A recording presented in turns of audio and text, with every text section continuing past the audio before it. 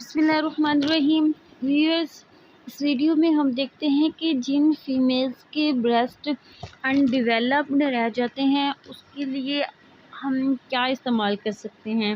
یہ ایک ہومیوپیتھی کا بیسٹ پروڈکٹ ہے، T41 کے نیم سے آتا ہے۔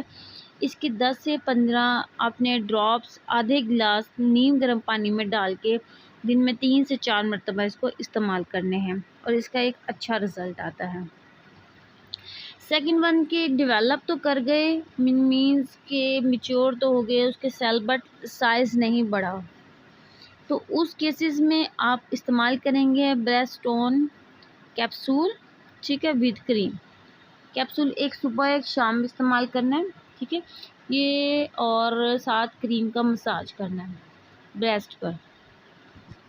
کنٹینیوس یوز کریں 2 to 3 months، انشاءاللہ بیسٹ رزلٹ آئیں گے۔ اگر اس کی وجوہات کی بات کی جائے تو آپ کے سامنے ہے کہ کسی کو اگر تھائرائڈ کا فنکشن ہے، یلوکوریا ہے یا اسٹریس ہے یا فیملی میں اس طرح چلتا آ رہا ہے، ٹھیک ہے، یہ اس کی کازز ہو سکتی ہیں۔